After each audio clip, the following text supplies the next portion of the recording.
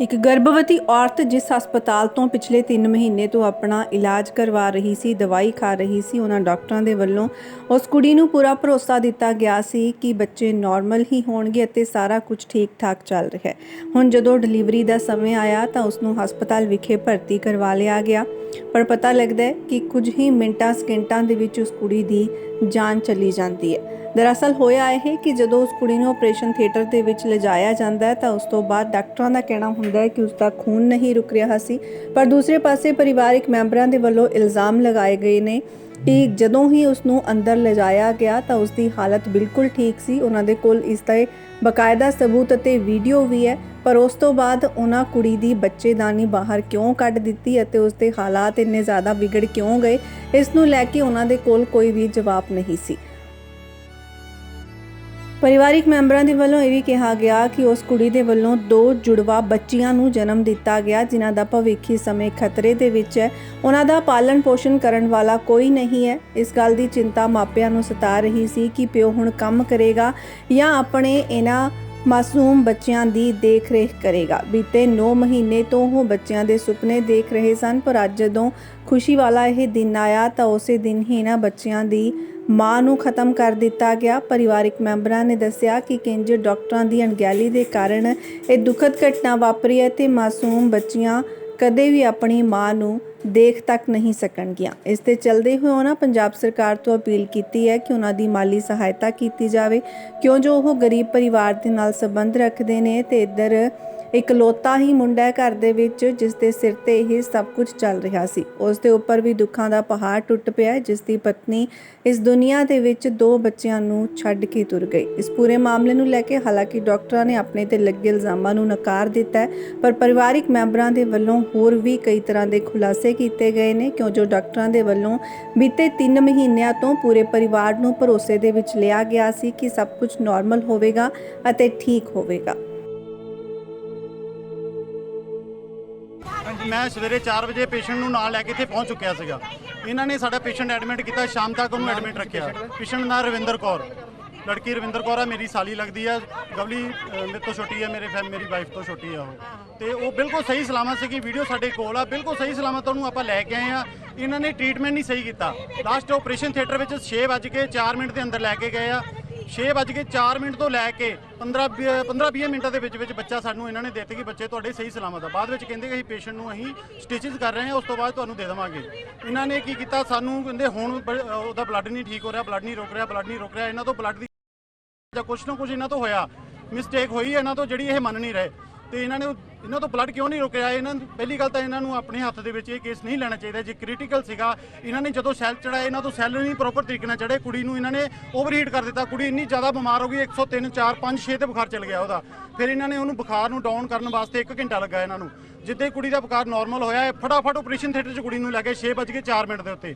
ਜੇ ਤੁਹਾਡੇ ਹੱਥੋਂ ਨਿਕਲ ਚੁੱਕਾ ਹੈ ਕੇਸ ਜਾਂ ਤੁਹਾਡੇ ਹੱਥ ਵੱਸ ਨਹੀਂ ਸੀ, ਤੁਸੀਂ ਨਾ ਲੈਂਦੇ, ਤੁਸੀਂ ਕਿਉਂ ਆਪਣੇ ਐਕਸੈਪਟ ਕੀਤਾ ਕਿ ਅਸੀਂ ਕਰਾਂਗੇ? बस यही है मेरे कि अं चाहते कि साढ़े जोड़े बच्चे जो निके बच्चे पैदा किए ना, उन्हें 2 कुड़ियां पैदा हुई उन्होंने इंसाफ मिल जाए। अं कहने भी उन्होंने हक के लिए अं लड़ रहे हैं कि उन्होंने कुछ ना कुछ मिले। हॉस्पिटल सर ये तकरीबन 6 महीने इलाज उन्होंने इनोवा हॉस्पिटल आ जो जलंधर है, उत्थे IVF कराया सी उन्होंने। तो उस तो बाद उन्होंने इतने रैफर ले लिया सीगा भी तुसीं लाइफ केयर जो कराओ। 6वें महीने तो बाद 7वें 8वें 9वें इत्थे कराया उन्होंने। तो डॉक्टर कह रहे ठीक है, नॉर्मल है। 2 तरीक इन्होंने दी सी, 2 ऑपरेट करांगे। 2 तो फिर 1 तरीक आप आ गए सी, पेन होने लग पई सी। तो जदों भी बड़ा ऑपरेशन है, बड़े ऑपरेशन में कोई केस इन्ना मैं नहीं होंदा कि बच्चे की जे तुहाडे तो नहीं संभिया गया सी जां तुहाडा केस नहीं तुहाडे तो हल हो रहा, तुसीं अगे रैफर कर दिंदे स्टार्टिंग विच ही, पर इन्हां ने नहीं कीता। मैं क्या अंदर बैठे की गलबात सर असीं यही गल करना चाहुंदे कि जिहड़े 2 बच्चे निके आए हैं ना इस दुनिया दे विच, उन्हां नूं कुछ ना कुछ उन्हां दे नां दे उत्ते घट्टो घट्ट नहीं तां 10-10 लाख रुपया उन्हां दे नां दे उत्ते क्लेम होवे, तां कि उन्हां दी लाइफ जिहड़ी आ जिहड़े जिन्हां दे कोल भी वो बच्चे रहणगे ना, तो वो मतलब कि अपनी जिंदगी उन्हां दी केयर अच्छी हो जाए। बस ये जो परिवार गरीब आ, इक्को एक मुंडा आ उन्हां दा, इक्को एक उन्हां दा जिहड़ियां कुड़ियां उन्हां दा इक्को एक प्यो आ, इक्को एक बाप आ उन्हां दा। वो सर कित्थे तक लैके जाऊगा बच्चियां नूं? 2 बच्चियां, जॉब भी करूगा, अपने बच्चियां नूं मां बाप नूं किद्दां संभालूगा? ना ਉਹਦਾ ਕਦੀ ਬੀਪੀ ਘਟਿਆ, ਨਾ ਕਦੀ ਸ਼ੂਗਰ ਘਟੀ, ਨਾ ਕਦੀ ਵਧਿਆ ਨਾ ਘਟਿਆ, ਪੂਰਾ ਪ੍ਰੋਪਰ ਠੀਕ ਸੀਗੀ। ਵੀਡੀਓ ਸਾਡੀ ਬੇਟੀ ਤੁਰ ਕੇ ਗਈ ਆ, ਸਾਡੀ ਬੇਟੀ ਤੁਰ ਕੇ ਗਈ ਆ। ਕੀ ਮੰਗ ਕਰਦੇ ਹੋ ਤੁਸੀਂ? ਹੁਣ ਅਸੀਂ ਇਹ ਮੰਗ ਕਰਦੇ ਆ, ਸਾਡੀਆਂ ਬੱਚੀਆਂ ਜਿਹੜੀਆਂ ਨਾ ਤੇ ਛੱਡ ਕੇ ਚਲ ਗਈ, ਉਹ ਮਾਂ ਚਲ ਗਈ, ਜਿਹੜੀ ਮਾਂ ਦੀ ਚਲ ਗਈ ਉਹਦਾ ਪਿੱਛੇ ਸਾਂਭੇਗਾ ਕੌਣ ਉਹਨਾਂ ਨੂੰ? ਅਸੀਂ ਇਨਸਾਫ ਚਾਹੁੰਦੇ ਆ। ਸਾਡੀ ਬੱਚੀਆਂ ਦੇ 50-50 ਲੱਖ ਰੁਪਏ ਲਾਇਆ ਜਾਵੇ ਦੋਨਾਂ ਦੇ ਨਾਂ ਤੇ। ਸਾਈ ਭਗਵੰਤ ਮਾਨ ਦੇ ਅੱਗੇ ਵੀ ਅਸੀਂ ਅਰਦਾਸ ਕਰਦੇ ਆ, ਹੱਥ ਜੋੜ ਕੇ ਅਸੀਂ ਕਹਿੰਦੇ ਅਰਦਾਸ ਬੇਨਤੀ ਕਰਦੇ ਉਹਦੇ ਅੱਗੇ ਕਿ ਸਾਡੇ ਭਗਵੰਤ ਮਾਨ ਸਾਡਾ ਸੁਣੇ, ਜ਼ਰੂਰ ਸੁਣੇ ਸਾਡੀ, ਕਿਉਂਕਿ ਸਾਡੀਆਂ ਬੱਚੀਆਂ ਨੂੰ ਇਨਸਾਫ ਮਿਲੇ। ਸਾਡੀਆਂ ਬੱਚੀਆਂ ਕਰ ਲੈਂਦਾ ਮੈਡੀਕਲ ਇੱਥੇ ਫ੍ਰੀ ਮਿਲ ਚੱਲੇ ਉਹਨਾਂ ਦਾ, ਸਾਡੀਆਂ ਬੱਚੀਆਂ ਰੱਖਣੀਆਂ ਕਿਸੇ ਨੇ, ਅੱਜ ਕੋਈ ਕਿਸੇ ਦਾ ਬੱਚਾ ਨਹੀਂ ਰੱਖ ਕੇ ਰਾਜੀ, ਸਾਡੀਆਂ ਬੱਚੀਆਂ ਨੂੰ ਇਨਸਾਫ ਮਿਲਣਾ ਚਾਹੀਦਾ। ਪੇਸ਼ੈਂਟ ਬਹੁਤ ਹਾਈ ਰਿਸਕ ਪੇਸ਼ੈਂਟ ਸੀਗਾ, ਟਵਿਨ ਪ੍ਰੈਗਨੈਂਸੀ ਸੀ ਔਰ ਉਹਦੇ ਪਲੇਟਲੇਟ ਕਾਊਂਟ ਬਹੁਤ ਘੱਟ ਸੀਗੇ। IVF ਪੇਸ਼ੈਂਟ ਸੀਗਾ ਜਿਹਦਾ ਐਮਰਜੈਂਸੀ 'ਚ ਆਪਰੇਸ਼ਨ ਕਰਨਾ ਪਿਆ ਕਿਉਂਕਿ ਉਹਨੂੰ ਦਰਦਾਂ ਸ਼ੁਰੂ ਹੋ ਗਈਆਂ ਸੀ ਔਰ ਉਹਨਾਂ ਨੂੰ ਦੱਸਿਆ ਹੋਇਆ ਸੀਗਾ ਕਿ ਉਹਨਾਂ ਦੇ ਸੈੱਲ ਬਹੁਤ ਘੱਟ ਹੈ ਔਰ ਸੈੱਲ ਚੜਾਏ ਵੀ ਗਏ ਸੀ, ਪਰ ਪੇਸ਼ੈਂਟ ਨੂੰ ਸੈੱਲ ਦੇ ਨਾਲ ਰਿਐਕਸ਼ਨ ਹੋਣ ਕਰਕੇ ਬੁਖਾਰ ਹੋ ਗਿਆ ਔਰ ਦਰਦਾਂ ਸ਼ੁਰੂ ਹੋ ਗਈਆਂ, ਜਿਸ ਕਰਕੇ ਐਮਰਜੈਂਸੀ 'ਚ ਆਪਰੇਸ਼ਨ ਕਰਨਾ ਪਿਆ।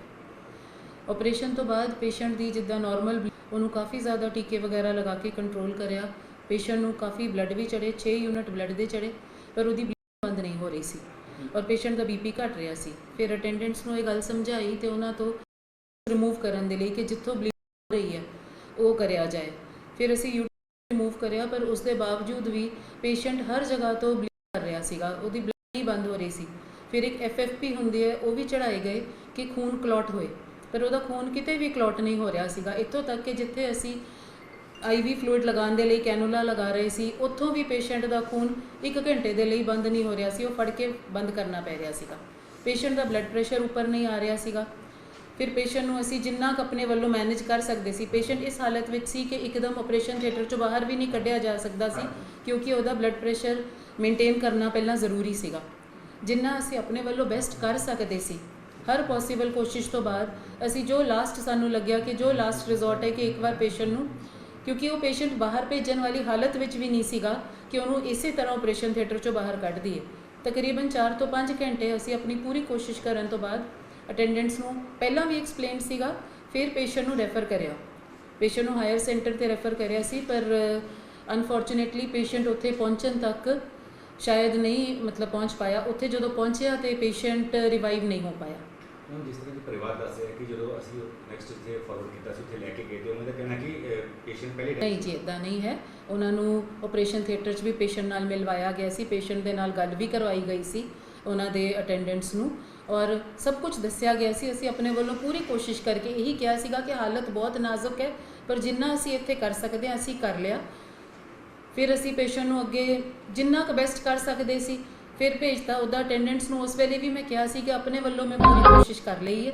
ਪੇਸ਼ੈਂਟ ਉੱਥੇ ਜਾ ਕੇ ਰਿਵਾਈਵ ਨਹੀਂ ਹੋ ਪਾਇਆ।